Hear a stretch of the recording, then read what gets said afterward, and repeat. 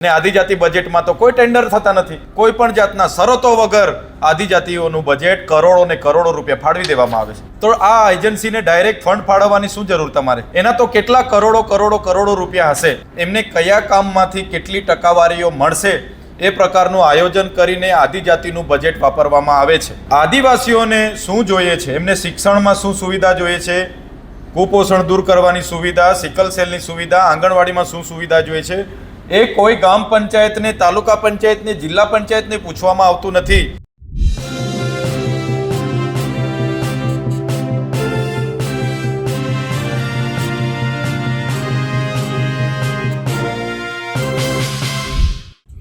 રાજ્ય સરકાર જે બજેટ ફાળવે છે તેને વાપરવા માટે ન તો ગ્રામ પંચાયતને પૂછે છે ન તો સ્થાનિક લોકોને, અને એટલા માટે જ એક વચેટિયા એજન્સી મૂકીને કરોડો અને અબજો રૂપિયા ફાળવી દેવામાં આવે છે। પછી એ નાણાં ક્યાં વપરાય છે એનું પ્રોપર સ્ક્રુટની પણ થતું નથી। આરોપ અમે નથી લગાવી રહ્યા, પણ ચૈતર વસાવાએ આજે જે સવાલો પૂછ્યા અને સરકારે જે જવાબો આપ્યા તેમાં આ વાત નીકળીને આવી છે। નમસ્કાર, હું છું ચિંતામણી પુત્ર અનિલ પટેલ। સ્વાગત છે આપનો અમારા વિશેષ કાર્યક્રમમાં। આવો સાંભળીએ ગોપાલ ઇટાલિયાએ શું આરોપ લગાવ્યો છે અને આંકડાકીય કેવા પ્રકારની માહિતી આપી છે। આજે વિધાનસભાના તારાંકિત પ્રશ્નોમાં 24માં નંબરનો ક્રમાંકનો મારો જે પ્રશ્ન હતો કે 31/1/2000ની સ્થિતિએ છેલ્લા 2 વર્ષમાં આદિજાતિ વિકાસ વિભાગ દ્વારા ડીસાગ એટલે કે ડેવલપમેન્ટ સપોર્ટ એજન્સી ઓફ ગુજરાતને કેટલી રકમ ફાળવવામાં આવી, તો સરકારશ્રી, એમના મંત્રીશ્રી દ્વારા જવાબ આપવામાં આવ્યો છે કે વર્ષ 2024-25માં 19,573.6 લાખ રૂપિયા આદિજાતિ બજેટમાંથી એ એજન્સીને ફાળવવામાં આવ્યા છે। 2025-26માં 17,009 લાખ રૂપિયા એ એજન્સીને ફાળવવામાં આવ્યા છે। સાથે કેટલા વપરાયેલા છે અને કેટલા વણ વપરાયેલા છે એની માહિતી સન્માન્ય ગૃહમાં મંત્રીશ્રીએ આપી છે કે 18,297.6 લાખ રૂપિયા વપરાયા છે 24-25માં, 1,276 લાખ રૂપિયા વણ વપરાયેલા પડેલા છે। 25-26માં 7,703.43 લાખ રૂપિયા વપરાયેલા છે અને 9,305.57 લાખ રૂપિયા વણ વપરાયેલા છે।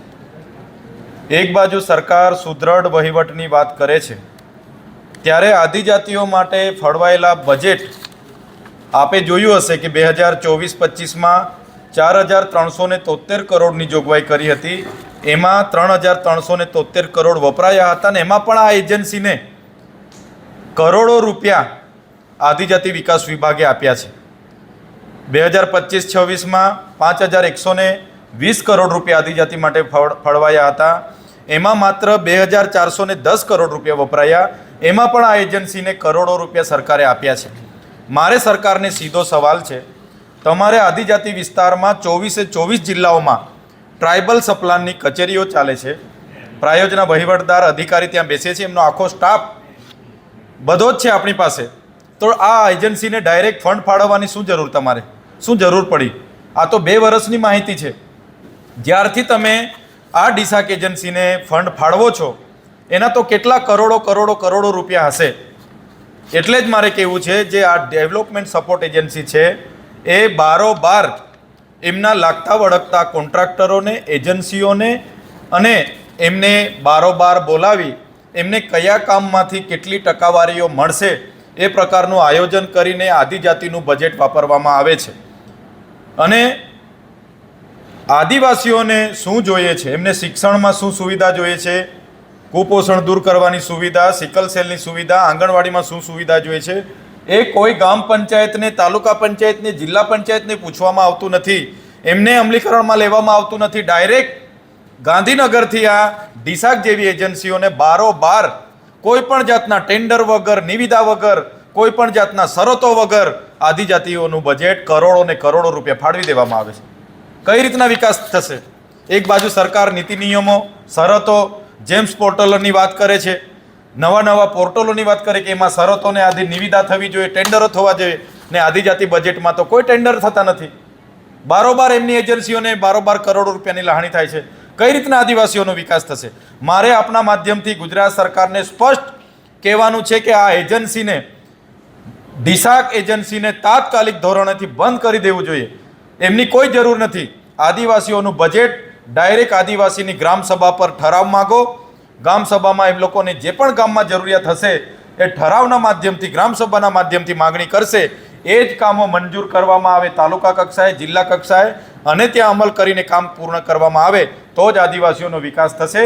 આવી એજન્સીઓને દૂર કરવામાં આવે. ડાયરેક્ટ નિવિદા વગરના જે પણ કામો થયા હોય એની તપાસ કરીને એમના પર કાર્યવાહી કરવા માટે એસઆઈટીની રચના કરવામાં આવે એવી અમે માંગ કરીએ છીએ. અમારી યુટ્યુબ ચેનલ પર લાઈક કરો, સબસ્ક્રાઇબ કરો, બેલ આઇકન દબાવો. સાથે અમારી વેબસાઇટ છે www.gujaratpress.in. ત્યાં પણ તમે વધુ અપડેટ થઈ શકો છો. અત્યારે માટે બસ આટલું જ. નમસ્કાર.